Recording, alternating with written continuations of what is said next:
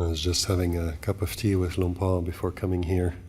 It was very sweet to see him enjoying his old age and the privileges of being a senior citizen. He sits next to me on the couch and he pats my knee and says, I don't have to give a talk tonight, right? There's no, Lumpur, you're off the hook. And then as I left, I said, I see you later, Lumpur. And he says, may it all go well, and may you answer all questions properly. So I hope I do honor to that.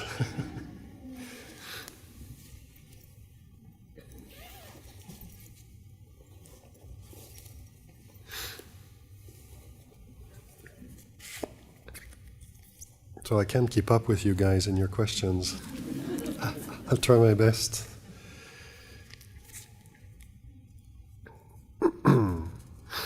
Dear Ajahn, the question I have for you invariably pop up during meditation. Sometimes I forget it after the session, like in a dream. Sometimes I have to cling to it to remember after the session. So the question is, am I meditating right?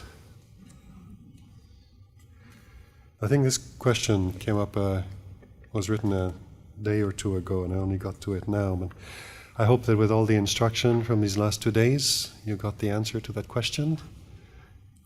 Basically using Dhamma Vichaya to investigate, and then using these 4 powers, the Itipadas, aspiration, effort, how we set our hearts on our goals, and then reviewing.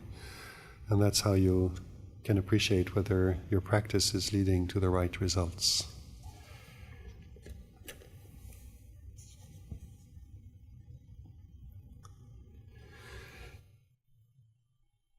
Can I cultivate better conscious awareness if I see myself as a third person or a body? For example, this body is craving food right now.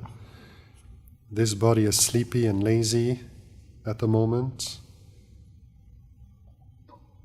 How to have the knower. So, in a way, yes, it's okay to use that because it is the body that experiences hunger. But in terms of seeing the body as non-self, it's also useful to recognize the limitations of using the third person, because the third person is still a person. So it does help initially to kind of ask to or review these things and rephrase them instead of saying, I'm hungry, it's the body that's hungry. But I'd recommend just keeping it at that rather than making it into a third person.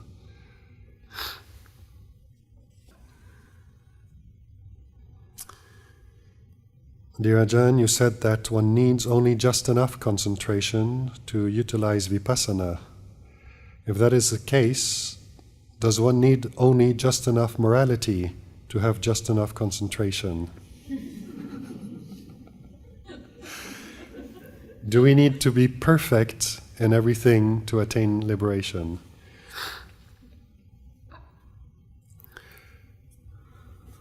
Well, in Thailand, they have 2 different Pali formulas to ask, to request the precepts.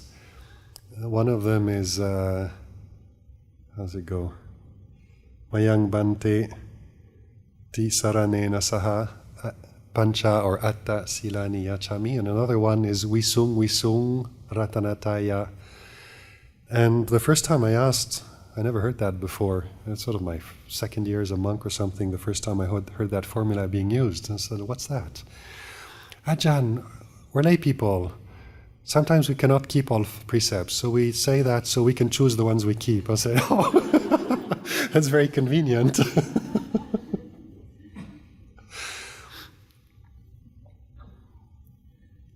But in the light of the last part of the question, do we have to be perfect in everything we do?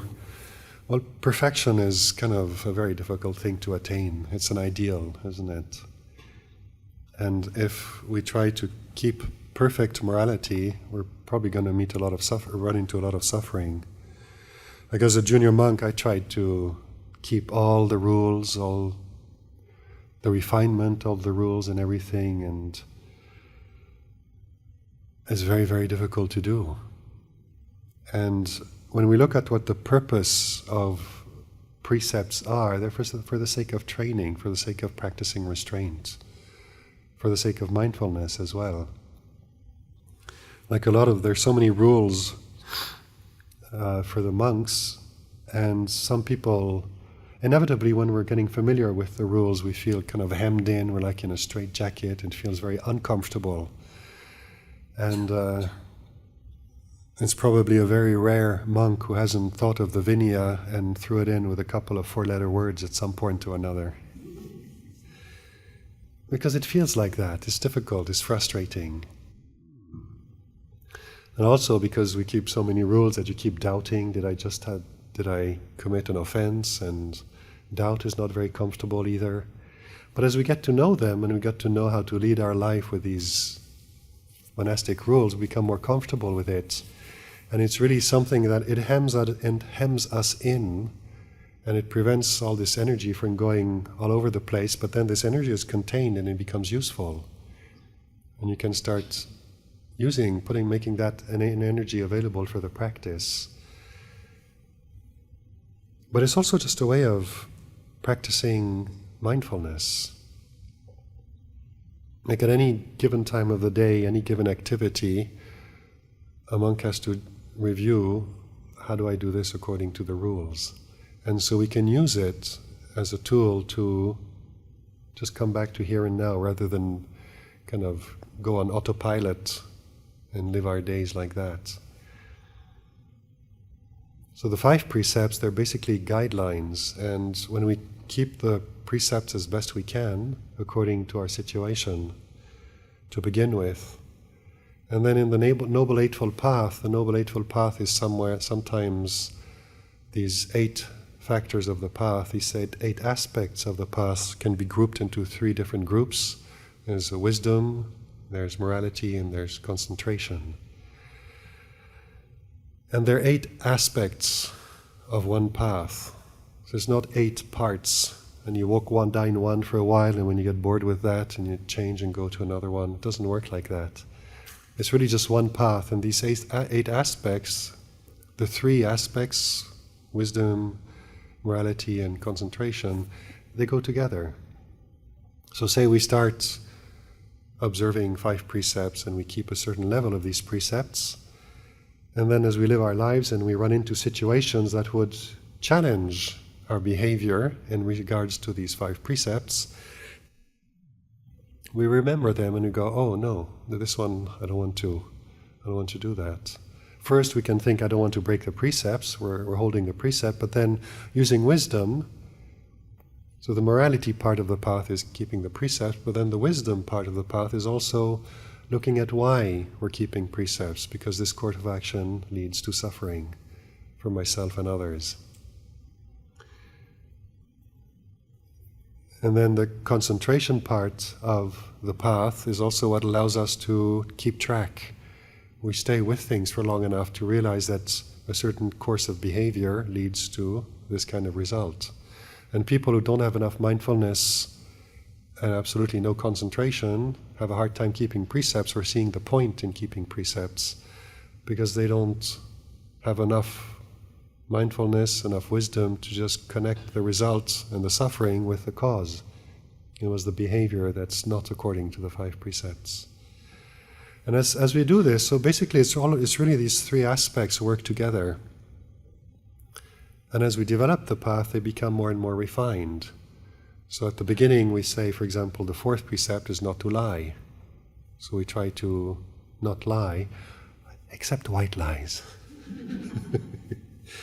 And we convince ourselves, and we go and see the Ajahn, and we said, white lies are okay, aren't they? And the Ajahn goes, well... And you kind of try to negotiate and bargain, and eventually you realize, well, even a white lie is still a lie. The intention is good, but it's still a distortion of the truth, a misrepresentation of reality.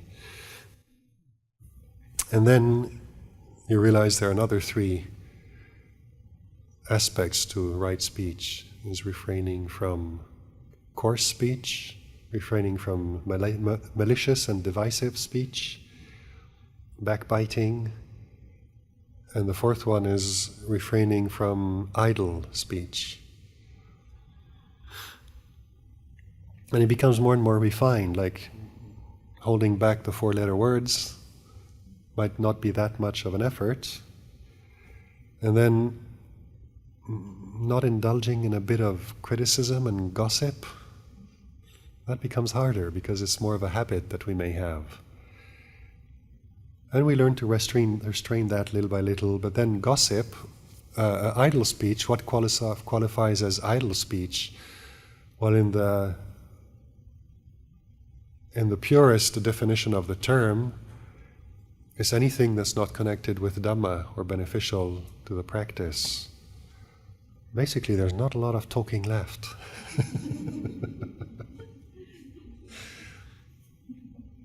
So it's not easy to do that. And at first we're like, oh, it's okay, it's kind of harmless. There are no lies, there's no coarse language, there's no malicious backbiting, it's harmless. And in a way, it's true. But then as your meditation develops,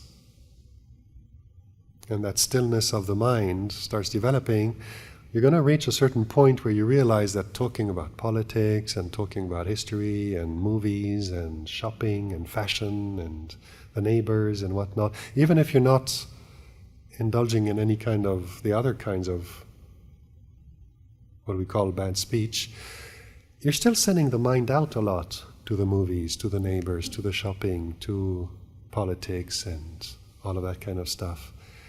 And when we spend time doing that, then when we sit down and we want to bring the mind back inwards, we realize, well, we've just let it run for a while, so it's going to take time to rope it back in. And then you start feeling an interest. At some point, the meditation, the practice starts taking priority, starts having more importance than the enjoyment of gossip and chit-chat and whatnot. And little by little, you start kind of bringing it in. You stop going to the pub, even if your friends are drinking beer and you're drinking tea or milk. And you say, never mind. And so these kind of aspects, they develop together. So just enough morality really is depending on your understanding of the precepts. So it depends on the wisdom, and it goes hand in hand with the amount of stillness that you can bring to the investigation, the contemplation of that.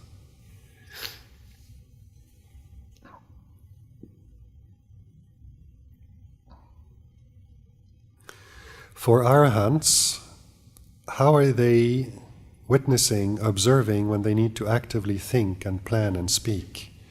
Is their awareness constant like background noise, a sound of silence despite the thinking, or are they actively speaking, thinking, etc., and then maintaining body awareness, flitting in and out of this, but always remaining mindful?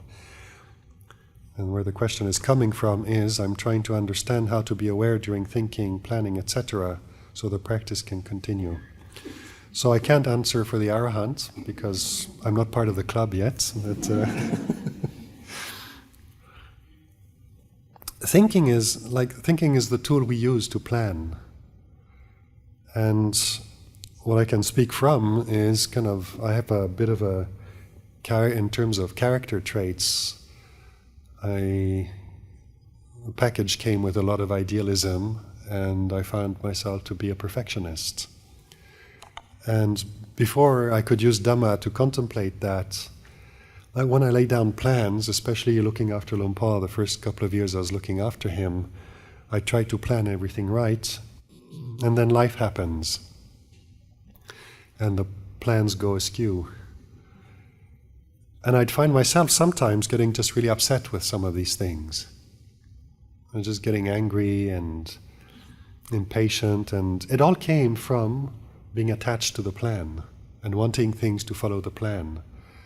And from that grasping, then anything that's not according to the plan is basically not getting what I want, because what I want is the plan, and things are otherwise. And if the mindfulness is not there yet to realize a plan is just a plan, we make a plan now for this evening, for tomorrow, for the 15th, the closing of the retreat. The future is still uncertain, and in the present, this is a plan. So if we're planning according to reality, it means we know it's just a plan, and then the plan will at some point come in contact with reality, and it may go according to plan or not, and then we have to adjust. And that's the wisdom of understanding the way things are, brought to planning and thinking. But it's interesting to see, like when I was in Wat Nong Papong, one day the monks were pouring this concrete pedestal towards the front of the monastery. When you enter the front gate of the monastery, first there's this large roundabout with a museum in it, and in front of that roundabout, Lumpur Liam placed one of the statues, a standing posture like this of the Buddha with his hand out, a very beautiful one. And he raised it on a pedestal, and they were casting the pedestal. And there's one of his monks who ordained with him just after Lumpur Cha passed away. So he's one of his closest disciples and hardest work monks. And he was helping him, and Lumpur Liam was trying to do things one way, and this monk, who was then probably something like 17, 18 vasa, he knew that wouldn't work, and he was trying to tell Lumpur not to do it that way. It doesn't work, and Lumpur just kept doing it, and it's like, no, Lumpur, you can't do it like that, and Lumpur didn't listen, so he shouted at Lumpur, Lumpur, my chai! And I was like, what's happening here? Someone shouting at Lumpur. And I just watched what was happening, and I realized, for many things Lumpur knows what he's doing, but being an arahant doesn't mean you know everything about everything. You can still make mistakes. And so thinking is just a tool that we use in life. But often, like what the Buddha referred to, or it was one of his disciples, I think, was referring to as like what the arahant knows when he knows the ending of all suffering. He knows the nature of the mind and of the body, and he's completely let go of it, but the body's still here. So you still use it, you still feed it. An arahant can still love his noodle soup. It must still be his favorite food, but he's not attached to it. But still, it might be the food he likes best and enjoys best. But he's not coming from desire. It doesn't mean he's not going to have it. And so in terms of operating in daily life, speaking, thinking, planning, they have to do it the same way we have to do it. But in terms of that enlightenment, they don't necessarily have to stay with it all the time. It's not something they have to hold on to because it's just there. And one of the senior monks was referring to it as a little bit like when you tie your shoes, you lace your shoes, you know you did it. You can trust it. They'll stay on your feet. You don't have to check every second of the day to make sure they're tied. So they know this awareness is kind of the background of all things. It's the space in which everything arises and ceases. And when they need to go back to it, or then have nothing else to do, they don't have to think, plan, talk, or do anything, then that's where they come back to rest in this kind of freedom, in the emptiness of the mind. And then when it's time to engage with the world, then they engage.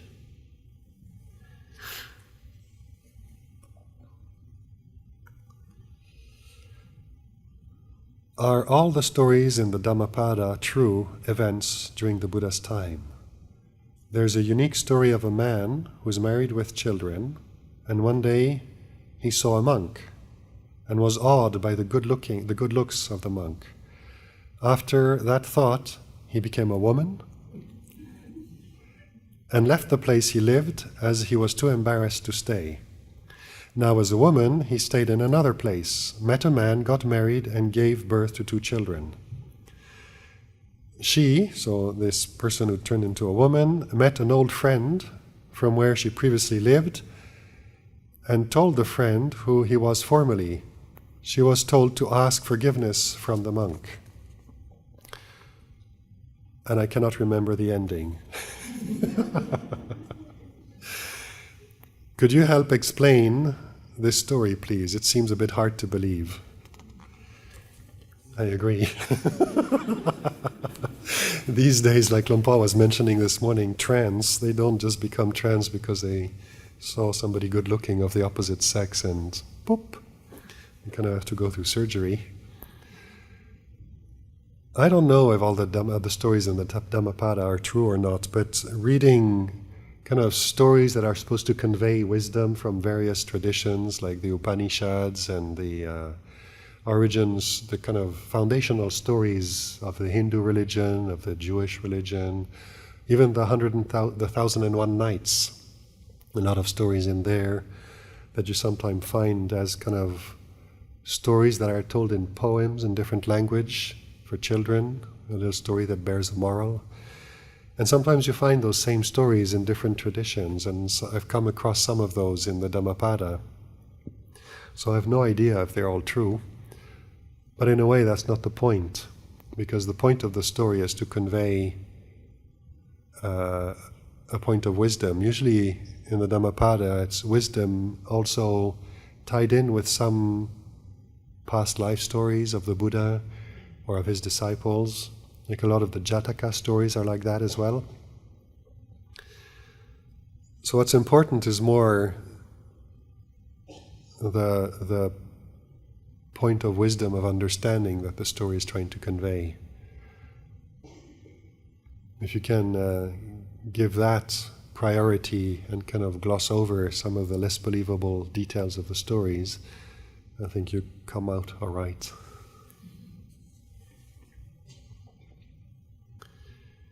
During one of my sittings yesterday, when it's coming to an end, I had a sudden feel of concentration.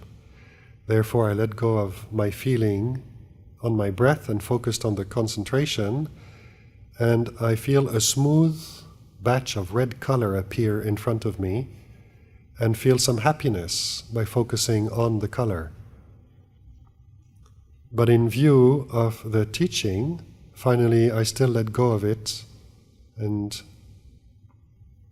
rather than chasing after the feeling.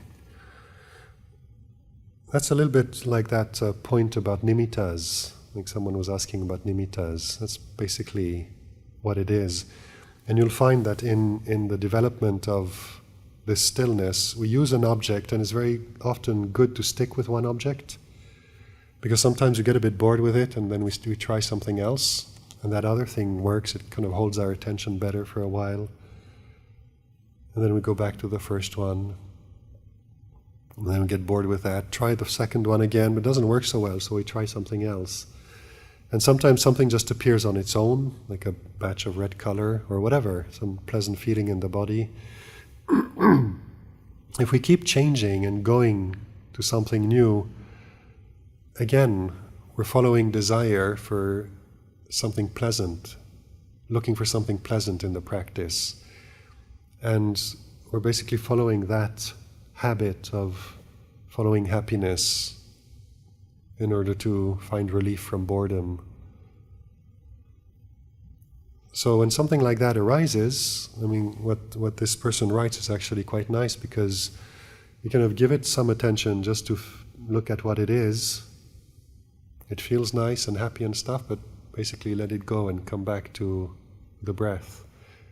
So you realize, okay, it's just that, and then come back to the breath.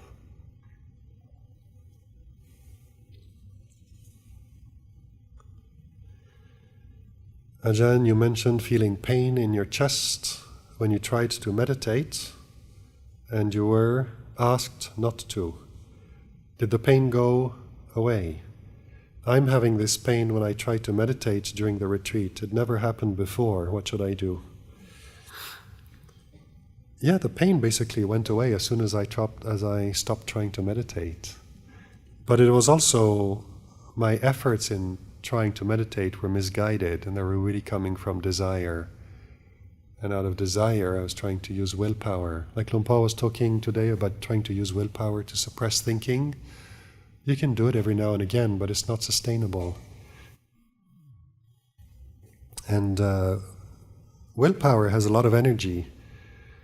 And what I discovered is, like, at the beginning when I started trying to force the mind to become calm using the breath, I could do that, but the more it was slipping away from me, the more I had to use willpower to hold on to it. And the mind comes up with a lot of energy. And it was that energy, basically I was trying to squeeze the mind into shape through the body, and even though I wasn't squeezing it with my hands, my understanding is I was squeezing so strong with the mind that the body hurt. That's what was happening.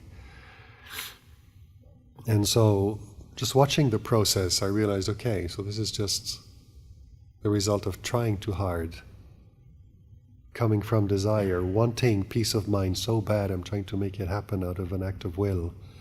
So I had to learn to back off from that. But when you experience pain,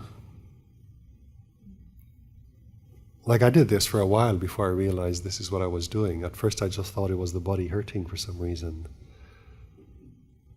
So when pain arises, investigate it. I mean, notice how it affects the mind. Maybe notice where, if it comes up repeatedly, try to look at where it's coming from. It could be because you're maybe sitting on a hard floor and you're not used to it in the tents. If you didn't bring enough padding, that can cause pain. So it would be associated with the retreat, but not necessarily because you're misguided in your efforts to meditate. Or it could be that, but basically you have to, when the pain arises, you have to kind of just look at what are the conditions that arise at the same time that may be causing it, and learning to sort them out. If a bad thought pops up randomly, which we did not want or could even possibly imagine carrying out, shocked we even thought of it in the first place, is that bad karma? No, that's not bad karma. Thoughts are not self, they're conditioned. And you can watch that in the retreats. You're hearing a lot of instructions, a lot of the instructions are being repeated. And then you close your eyes and you sit, and these things come back up in the mind because you just heard them. It's memory just arising, and the cause and conditions are that we're just talking about certain topics.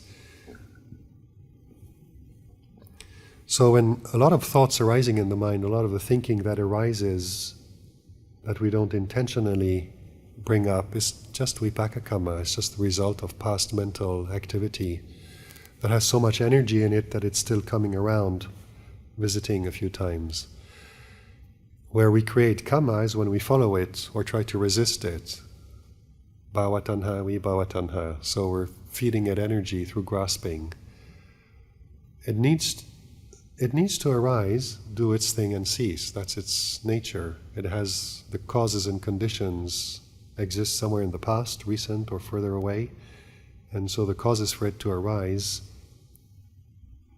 were already set, and this is the result. When the conditions are right, the result arises.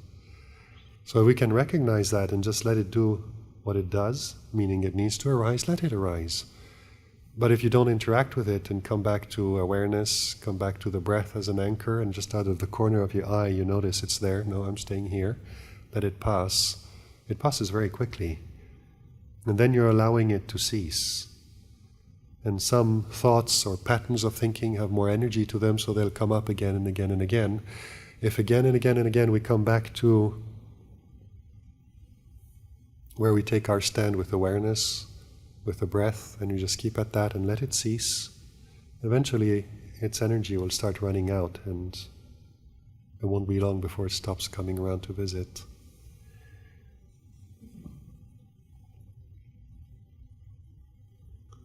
Is the training of knowing here and now a form of cultivation of mindfulness? Yes, it is exactly cultivation of mindfulness.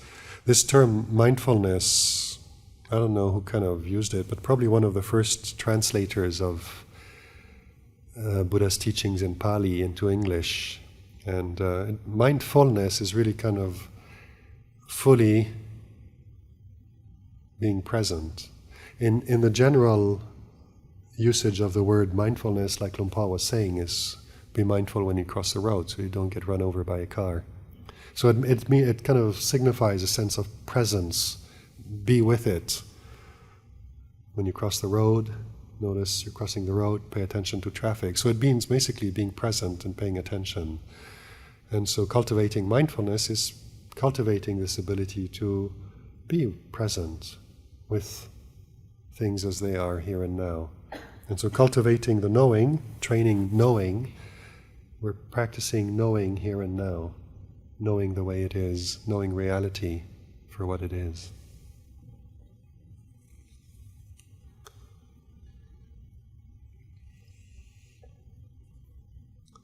In this conditional world, we do things that lead to outcomes. In this circumstance, how does a Buddhist balance such that outcomes are always, it's like this, going on and on?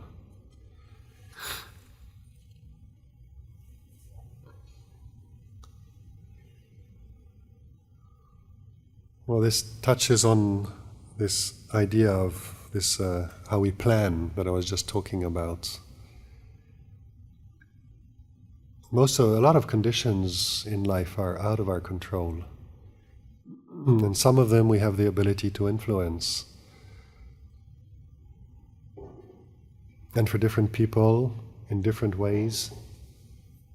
Like some people are very, very careful to never eat the wrong types of food and they still get sick. Other people seem to get away with smoking and eating fried food their whole lives and die happily at 95. It's not fair. But that's the way it is. Different kind of karmic causes and conditions for each one of us. So learning just to recognize what reality is. What is this body doing? And if we're able to accept that the body is the body, this body works this way, this mind works this way, the situation, the family we're born in, our parents, our grandparents, our siblings, cousins, children, they're the way they are. And we can interact with them and we can always try our best. So we're always trying to sort of raise children so they become responsible, mature adults who can look after themselves. And if all goes well, it works, but sometimes it doesn't work. And it doesn't mean the parents didn't raise their children correctly. It just means, well, the parent is only one side of the business. The child has his own karma to deal with. He brings his own barami or lack of into this lifetime. So a parent can only give a child his best for the child to thrive, and then the child will do what he can. And sometimes what the child can do makes the parent happy, and then sometimes the child has a mind of its own and the parent starts pulling their hair out.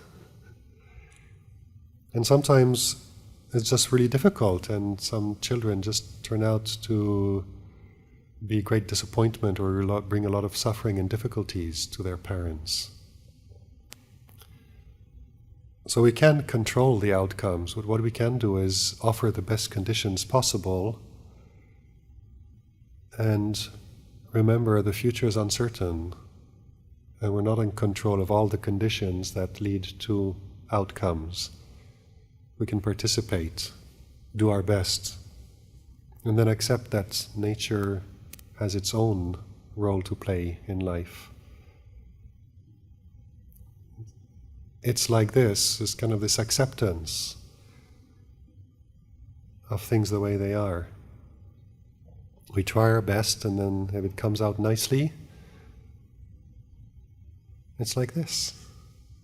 This is what a pleasant and desirable outcome is like. And then other times we try, it's a complete failure, and to recognize, well, it's like this. I tried, I did my best. It wasn't meant to happen, and to be willing to accept that. So I hope that helps answer that question. Why is good meditation usually praised for its length and duration rather than its quality?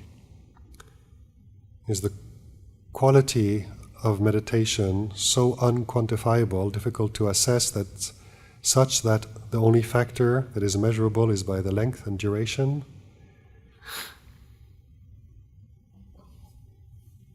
basically, that's what we do. We're thinking creatures. We like to classify and sort things out and say this is good, this is better, this is not so good, this is the worst. That's the function of thinking. That's why we're able to kind of manage the exterior world so well at this last century. All the progress, the material progress, is we're able to discern which is the best quality steel to build skyscrapers and which is the best way to mix cement. And this thinking faculty is very, very useful. What is the best kind of fabric to wear in the cold that repels water and doesn't soak and lets out sweat, and they come up with Gore-Tex and all kinds of things. So this is the function of thinking, is looking at things, discriminating, separating, classifying, good, best, better, and all of that. And so out of a habit of relating to the world in terms of thinking, we take that to the meditation workshop. And how do you say who's meditating well or not well enough? And you say, okay, we just go by time. So it's a kind of a natural way of looking at meditation when we're operating from the thinking mind. But the reality of meditation is such that kind of time is really not much of a factor. Like someone asked Luang Por Chah once, is it important to be able to sit for long hours? And he just chuckled and said, well, chickens stay on an egg for many hours, but they don't develop any wisdom.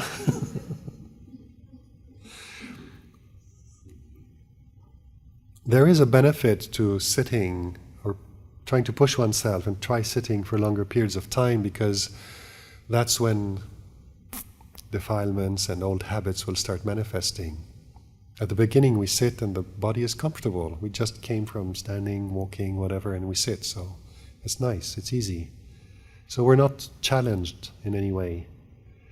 And if we want to start to see what the limitations are and where they come from, well, then we have to sit with it and just stay with it and look at what happens. And some people are physically quite fit, quite supple, they're able to sit for a long time, but they suffer from terrible restlessness or sleepiness. Others, they don't have so much of that, but they have a lot of pain in the body, and the body is the limiting factor. And so whatever comes up is going to show us something about the body and the mind. And as that comes up, the reactions that we have out of habit, out of ignorance, are going to be the first ones that come up. And that's where we can start working. Suffering has arisen, welcome to the workshop. That's where we start looking, okay, what's happening here? Like early on in the retreat, I was suggesting that if you feel a little bit of an ache or pain somewhere, don't move right away, just wait a little bit. One, the pain might recede and just disappear. And then you haven't kind of disturbed that process of gentle settling of the mind. But also, sometimes the pain just stays even for the whole hour of the sitting. And you realize that there's a tendency to panic and imagine it's going to get worse and worse. But if you sit with it, you realize actually it doesn't get worse. It just stays like that. I can bear this. I can be with this. And you discover some freedom from the pain. So the pain hasn't gone anywhere, but all of a sudden you're not a slave to the fear that it'll get worse because you've sat with it. But you only discover these things if you sit with it. And then in the practice, when we sit with things, like in this retreat, we sit for 7 days, sit and walk. You learn something after 4 or 5 days that wasn't there on the first day, on the second day, just because you stuck with it. You learn something about how the mind settles with these conditions. You make a bit of an effort, but naturally there's something that happens that you don't have to make happen. It's natural for the mind to settle. So it is useful to learn how to sit and push oneself a little bit, but really the importance of sitting is really understanding what disturbs the mind and how we suffer or create suffering by what arises in the mind and ceases, developing this wisdom. And the tranquility that develops in the practice is what allows us to see clearly. But that's the quality of the meditation, and it's true, you can't measure that. That's pacchatang, one of those qualities of the Dhamma. It's really something only you can know for yourself.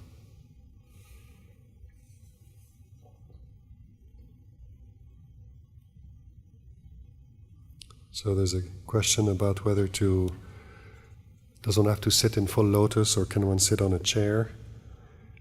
Of course one can develop wisdom in any posture. Like Satipatthana, the 4 postures, they're all good for developing awareness here and now. So the thing with sitting on the floor oftentimes, especially with the lotus position where you're crossing your legs, giving yourself a good triangular base, and that position kind of pulls just nicely on the hips so that it kind of brings the pelvis in a position that serves as a stable base for the spine. And you can actually sit in a position like that. And it needs effort to be maintained, but it doesn't need much when you've worked your way up to being able to do that. So it's useful in that way. Sitting in a chair is perfectly fine as well, but you also need to be aware how comfortable it is leaning against the back of the chair, and how leaning against the back of the chair, like compared to this, when we sit in full lotus and the body is erect, there is energy needed to maintain it like that, but then the posture lends itself to breathing openly, oxygenating the body well, the energy circulates well, the head is held straight. It's a position of wakefulness. Whereas this, the body starts closing in on itself. It's not so wakeful, just the position is not so energetic. So just notice that and notice where the mind is at. Because if the mind is really bright, energetic, you can lean back and it won't affect things because there's a lot of energy in the mind. But sometimes the mind's a bit sluggish and we need to use the body to help energize it.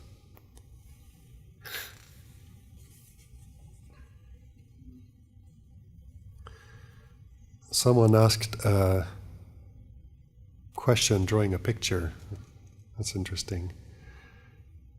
So it shows a line with a lot of squiggles on it, and then a flat line, and then squiggles again. And the squiggle is movie time. And then they're asking about the flat bit.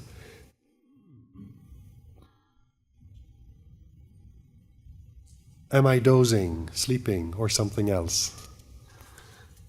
So obviously, I think what this question is conveying is that there's a lot of activity and thinking and showtime, movie time, and then it goes quiet, and they're not sure what's happening. It's if you don't one good measuring stick is always asking yourself, do I know? Do I know where I'm at? Do I know what's happening? Like when we watch the breath, we're bringing attention on the breath, but then we're also checking that the attention stays on the breath. There's an ability to notice that it starts slipping, or that it's gone, and then we notice it's gone and we bring it back. If there's a period of calm in the practice, in the sitting, and you're not sure what happened, well, what you're sure of is that you don't know. So the knowing wasn't present. And that's the most important part, is this knowing clearly. So I can't tell you whether you're dozing or sleeping or what's happening, but what you can do is just reestablish awareness, and that's why we use a meditation object, because it's clear. I'm going to use the in and out breath for this sitting. Anything else that is not an in-breath or an out-breath is basically a distraction. It can be important, it can be enticing, it can be detestable, it can be dullness, it can be all kinds of things, but it's not the breath. And the moment attention starts drifting to anything else, whatever it is, it's something else than the breath. Come back to the breath. And using something like the breath gives us this sharpness of definition. We can clearly know whether we're with it or we're not. So if periods of meditation go by and then when you come back you go, ooh, was there knowing present? And you can't answer that question confidently, it means there wasn't.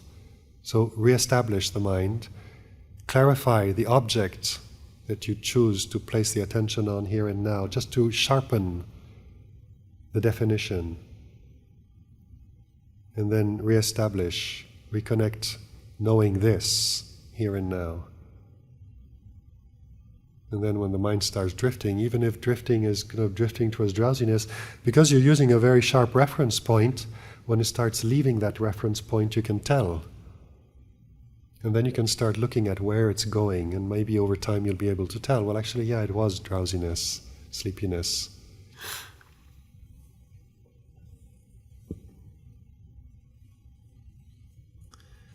There's one question is, what does karma follow since there is no self?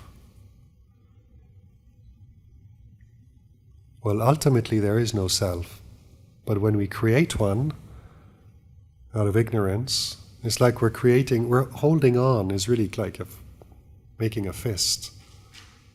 And it's like creating a nucleus to which karma is going to come back to. This is where we create karma from, it comes back to that. So as long as there's grasping, a sense of self, that's where karma comes back to. And then arahants, who've completely let go of any sense of self, but they still speak, they still act, they still think, but they're not creating karma because there's nothing for it to come back to.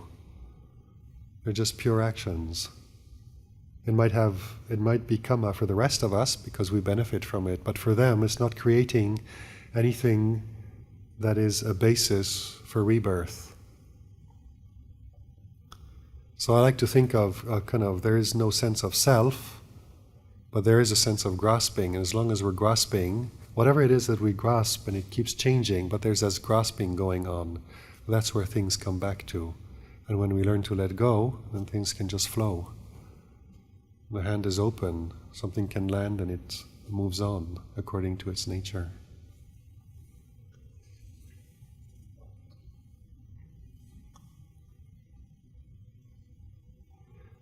How do you practice respect and humility in daily conduct and in meditation?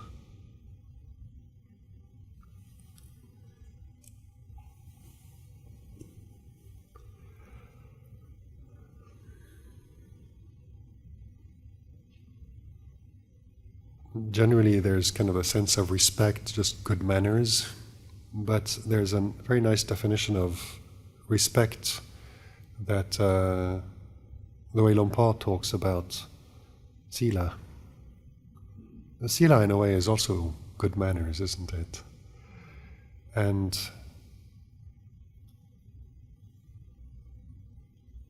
maybe a sadhana is something that's more peculiar to the West. But sometimes people say they have very low self-esteem, they don't respect themselves. And Phor's injunction in those cases is keep sila. Because if we keep sila, we're developing something here that's respectable, that's worthy of respect. Like supatipanno, Ujjupatipanno, Jnanapatipanno, Samicipatipanno, practicing full-hearted, we're really putting our heart into it, being genuine, with integrity, in a way that's reflective, where we're looking at what's happening. The qualities that develop in the heart are worthy of respect. And they're not a self. If we start grasping it and sort of being all arrogant about it, then it means we've gone and grasped these qualities, which is not the point. But if we learn to recognize them as it's goodness in the heart, and it is there, and it's worth rejoicing in, Not in an egotistical sense of like, wow, look at all the goodness I've got in my heart. But more just like, it is goodness in the heart. And it feels good. And other people respect it. We respect that in other people. People who have a lot of goodness in the heart, we say, he's a really good person. It inspires us, and we feel respect for people like that. And so to learn to recognize that here as well, when we develop goodness in the heart, not to take it personally and make a sense of self out of it, but it is goodness that we're cultivating, and to rejoice in that. And so the sense of humility is there because we're not taking it personally, not creating a sense of self out of it, but it's something very respectable. Qualities in the heart that we learn to respect, cherish, and develop further. It seems like physical distractions, loud sounds, bodily pains, and mental distractions like daydreaming are easier to be aware, but zoning out is harder. I cannot seem to know when I begin to zone out. Any tips for that? Yes, that's a more difficult one to notice. Come back to redefining the object of meditation clearly. Because sometimes what we do is we stay with the breath, and then we start feeling comfortable and cozy and happy, and we relax. And we relax our relationship to the breath. We relax the attention we pay to the breath because, hey, everything's hunky-dory. So we relax and we enjoy. And then lasts for a bit, and then we're so relaxed we start and so it's a very slow, progressive thing. And if we come back to the breath and determine where it is we're going to watch the sensations of the breath, I recommend choosing one place in the body where you're going to watch that, because what I found in this investigating sleepiness and drowsiness, one of the hindrances, I remember Lompo saying that sometimes there's this, people talk about conquering the kilesas, conquering the hindrances, suppressing them, and it's like all-out war. You're supposed to annihilate them. It's a lot of hard work, and it certainly seems like there's a lot of effort involved, but I'm not always sure about the wisdom. And Lumpa's attitude is, no, these things need to be understood. And referring back to the sutta, the Buddha actually recommends knowing what gives rise to the hindrances, how they arise, how long they last, why they last that long, and then noticing the cessation and what are the conditions that cause the cessation, other than the fact that they're impermanent. Like, there are things we do that give rise to more of them, make them last longer, or there are things that we can maybe do or refrain from that cause them to arise less and cease faster. So that even the Buddha encourages us to study that. So I had the same problem, not knowing when I was starting to zone out.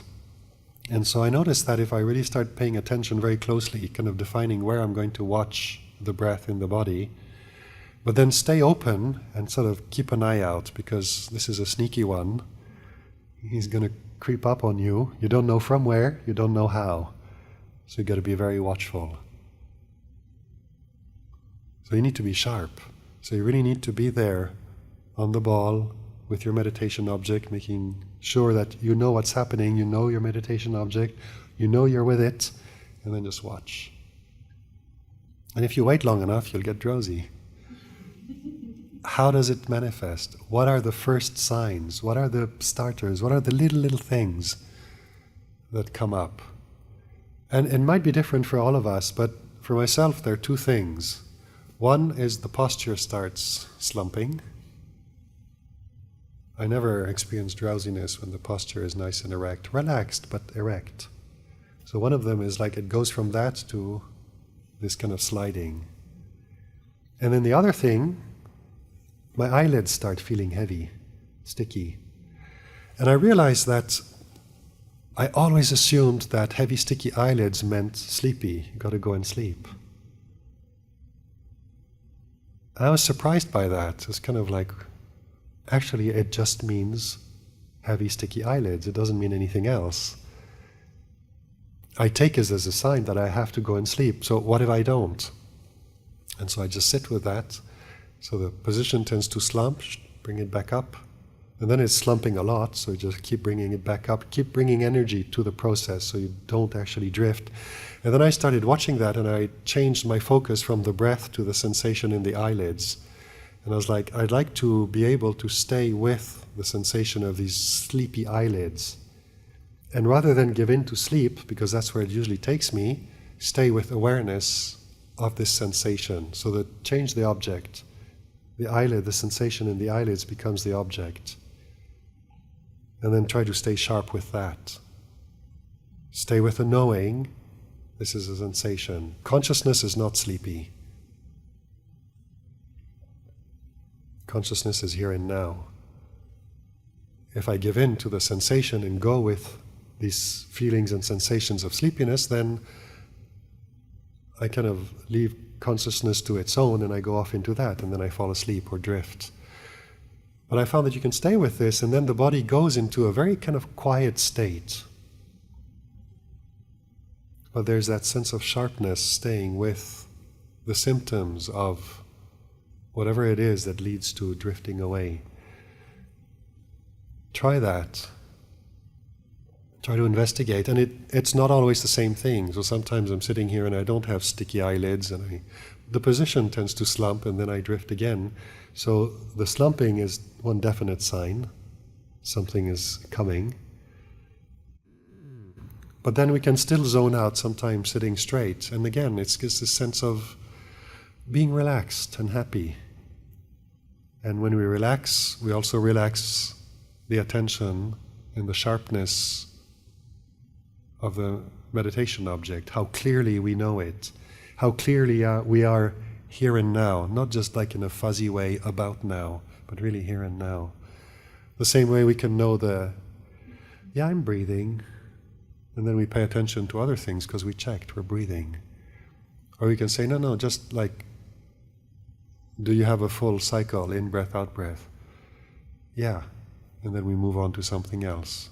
So we were present with one cycle, and then we went shopping. We're content with having stated, yes, I'm breathing. So we need to sharpen it and say, no, check that I'm staying with each in and out breath. So okay, this one and then that one. And then little by little the mind settles with that. And then you start being happy and you start drifting. So you need to sharpen up. So okay, as the mind settles and becomes quiet, it relaxes, and then I relax my knowing the breath. So I need to sharpen the knowing of the breath. And what you're doing is you're really coming closer to knowing clearly, and you're putting energy into that. Using the breath, but the energy is coming into this establishing knowing and really taking that as a stand. So determined to know a complete in-breath, and then to really be there for a complete out-breath. And then when the in-breath starts, determined to be with the full in-breath. And then determined to be with the full out-breath. And then you're really determining to be now, here, now, and kind of repeating that instruction to yourself. And really being with the sensation, and and then little by little it'll even break down into smaller bits. It's like really being with the beginning of the out-breath when it's happening, not just generally fuzzy in-breath as a total thing, but the in-breath feels different. The beginning of the in-breath feels different from the middle parts. The end of the in-breath feels different from the previous two. Can I actually know each one? Really appreciate. So you have to be with it. And the mind slows down and develops this sense of sharpness. And then when you stay with that kind of sharpness, that's being really awake. That's there's energy there. You don't drift. So try doing that. And again, find a way of making it help. It's not kind of just using willpower, then you get a pain in your chest.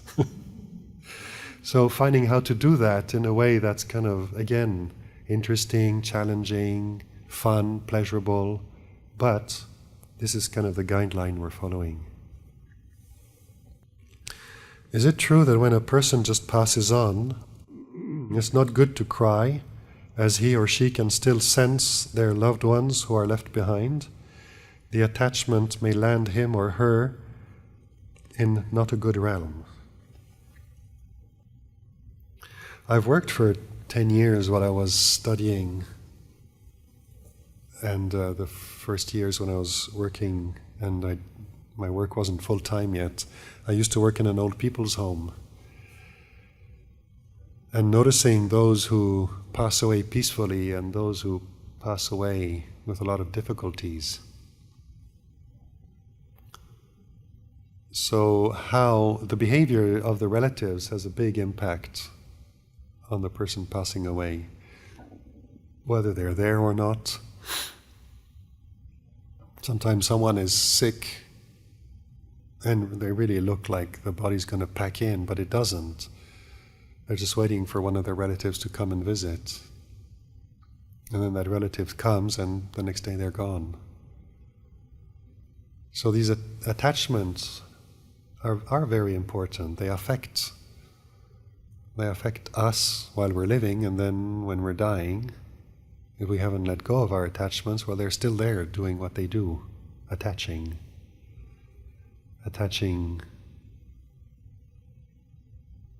consciousness to this body. And then oftentimes, even in the best conditions, when the relatives were there and they knew the grandmother or the grandfather was going to pass away any time now, and they want to be with them, holding their hand when they pass away. And then it's time for lunch, so they go for lunch and come back and they're gone. Because oftentimes the relatives who are there, they want to be with grandma or grandpa, but they're really sad that they're dying.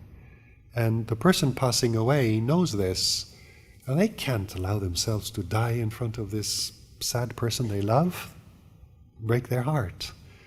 And yet they know they have to let go, so when everybody's gone out of the room, that's when they're finally ready to let go and pass away, because they feel that right here and now they're not going to it's not going to affect anybody. They're all off having lunch. So how we behave around people who are dying definitely affects them. One monk told me a very interesting story about having been on Tudong. It was a Western monk who was on Tudong with two Thai monastic friends, and they were up in the jungle, I think up in Chiang Mai or somewhere. And one of the two monks kind of had some knowledge about herbs, Thai herbs and stuff, and decided to make some herbal tea of some sort. And this Western monk became allergic to it, had a reaction to it. Or maybe he just wasn't feeling well, and his friend told him, "Oh, I know what you need, I'll bring you some herbal drink." And anyway, the reaction was a kind of an allergic reaction.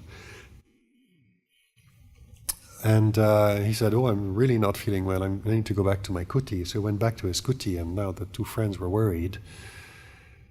And they kind of followed him and checked in on him, and he was getting worse and worse, and then he was on his back, not moving, barely breathing. And his description of it was, he'd practiced enough meditation that he had experienced what it is when the mind withdraws from the body. And right there and then, his mind was withdrawing. He started not feeling the body anymore, his eyes were closed, not smelling anything, and the only contact he still had with the body was hearing. And he could hear his two friends talking and started rubbing this kind of camphor mentholated oil all over him, trying to stimulate the body, kind of give the body strong sensations, say, "Don't leave, stay, stay." And at one point, he was really moving away, and he knew he was going to a good place. And then, very faintly, the voice of one of his two friends saying, "If he dies, I'll never forgive myself." And he was back like that. And he's still around.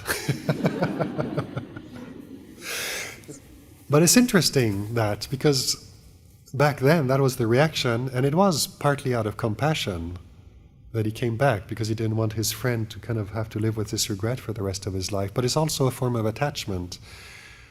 And it's interesting to see, like, that's how much we can affect people who are in the process of dying. So in order to be able to be at peace with a relative who's dying, it's good to anticipate, to prepare ourselves so that we're at peace with the fact that they're going to die. It doesn't mean we're not going to be sad, but we're at peace. And so if we're able to be at the bedside of someone who's passing away, that we can bring that peace. Because that will make them feel at peace. It'll help. It's very important, actually. And if we are kind of bereaved and absolutely drowning in sorrow and stuff like that, then what we're bringing to the deathbed of this person is that. And then they have to cope with not only dying, but dying when one of their beloved is obviously very distraught, and it makes them feel guilty of dying. So it's very beneficial if we can contemplate death until we're comfortable with the idea that these bodies die, is what they do. Contemplate that until we come to a sense of acceptance that this is the nature of the body. We will be separated from those we love. Doesn't mean we won't be sad, but we're at peace with it. And if we can bring that to the deathbed of a relative, of a friend, that's a very beautiful gift we can give them.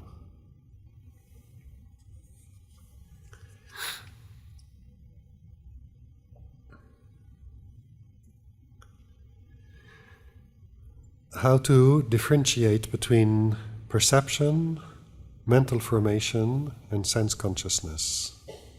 So we're talking about the 5 khandhas. Perception, like this sanya, which we translate by perception, I find it easier to work with what the Thais usually use as a translation, is memory.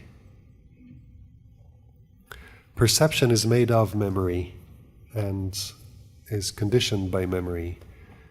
So they're not quite the same, but memory is easier to work with, at least initially. So we're either blessed or cursed with memory. It's one of the things that happen in the mind. Memories arise and cease. And memories are impermanent. They come and go.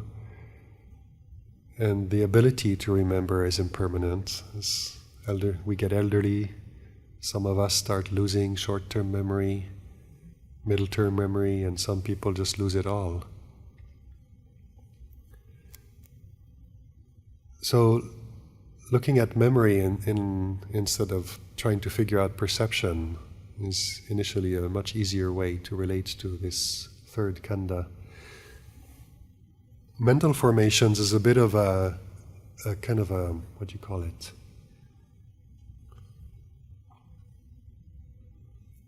There's a kind of a basket in which everything that doesn't fit in the other categories you can chuck into this one. Because the other 4 categories are easier to define. Like the body is this thing, feelings are precisely those feelings of pleasure or pain, or neither pleasure or pain, neutral feelings that are associated with every sense contact, every contact with the 6 sense doors. It's that aspect of the experience. Then sanya is memory. Sense consciousness is the way we experience consciousness through the senses. So looking at you now, with the eye, like this kind of, with the way the Buddha describes it, you need an object of the sense, you need an organ that's working, and consciousness. And when the 3 come together, you have seeing. And we call it eye consciousness the consciousness is not specific to the eye, but in this case we're experiencing consciousness through the experience of seeing.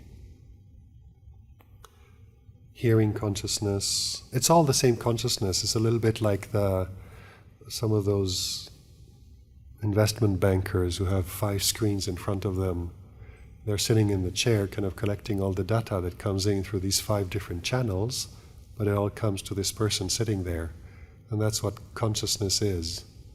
And when he's looking at I don't know finance, so I'm not very good at giving examples about this, but when it's about one aspect of the market, then it's kind of hedge fund. He's the hedge fund guy. And then he switches to do pension investments, so he's the pension guy. It's always the same guy, but he has these different portfolios. And that's how we call eye consciousness, ear consciousness, and hearing consciousness, and all of that. But really, consciousness is just consciousness, but it's the way we experience it through seeing, through hearing, smelling, tasting, touching, and then thinking and emotions and all of that. So what are mental formations? The term is kind of already a pretty decent hint, is all these things that form in the mind, all these creations in the mind, views, thinking, emotions, they're all kind of fabricated and constructed inside and appear in the mind. But generally speaking, I think of mental formations mostly as thinking, emotions, and moods. It pretty much covers it all. Lompa mentioned while he has physical pain, there's no pain mentally. Is this considered liberation? Yes, it's freedom. The freedom to allow the body to experience pain, but not reacting to it out of desire for it to cease, or even if the desire arises, the awareness informed by wisdom knows this is pain, and this is wanting it not to be there, but knowing that pain is just pain, desire is just desire, and knowing not to get involved with either. And the refuge of awareness, of knowing, informed by wisdom, is just so strong, there's no need to go out and interfere with it. The pain is impermanent, it'll cease, and then when pain ceases, any desire for it not to be there ceases as well, because it's conditioned by the arising of pain. But with practice, that desire for it not to be there arises less and less often. So the night after he got all this surgery done on his head, before he went to bed, I was kind of really concerned because it was a lot of surgery. So I went to check on him as he was going to bed, and he said, "No, I'm fine. I'm really fine." Like, okay, well, the doctor gave him all this paracetamol in case he needed it. And then the next morning he slept in until about 9 o'clock. So I let him rest because obviously he needed it. But then when I checked in on him, I asked him, how did it go? And he said, well, it was excruciating pain. And the paracetamol didn't do anything. And he couldn't sleep until 4 in the morning. And then from 4 to 5 he slept, but then he woke up again because of the pain. The head was all swollen and tight. But he was completely relaxed as he was telling me this. He wasn't complaining, he was just telling me what the night was like. And he actually said, it's so nice to have awareness as a refuge. Because as awareness as a refuge, pain is just pain. And he knows it's going to end, so he doesn't waste any energy trying to resist it or complain about it or anything like that. So the more we develop this awareness and understanding the nature of the body, of the mind, the more we develop this, the more solid this refuge becomes, the more reliable it is, to such a point that it's possible to spend a whole night with excruciating pain on the head and just patiently endure it without being disturbed by it. It's just the body that's in pain. It's like Lumpur Ben, when he was dying, he had cancer, and he got some herbal medicine for it, some herbal treatment, and it disappeared, but then it came back. And Ajahn Dhamma and one of his dear friends, Lumpur Mahabunlert, were at his bedside just the day before he died, or 2 days before he died. And Lumpur Mahabunlert was like a son to Lumpur Ben, very, very strong bond. And it was a very moving scene, because it was a little bit like the Buddha and Ananda. Lumpur Ben was on his bed, just talking Dhamma as he usually does, but not very much, because he was in a lot of pain and very tired. And Ajahn Dhamma was just asking if there's anything they could do, and Lumpur Mahabunlert was crying because his very, very beloved teacher was dying, and Lumpur Ben would kind of tap him on the head and says, don't worry, it's okay. And Ajahn Dhamma he knew that in doctors like to try to evaluate pain. And he was curious to know where Lumpur Ben's pain was at, because he's such a highly realized being. He was wondering, what is he even going through? We can probably not imagine it. So he asked him, Lumpur Ben, on 11 from 1 to 10, 10 being the worst, where's your pain at? And Lumpur Ben looked at him with a smile and he said, about 1,000. That's freedom. That's liberation. Okay, so it is 9 o'clock. I think we'll end here today.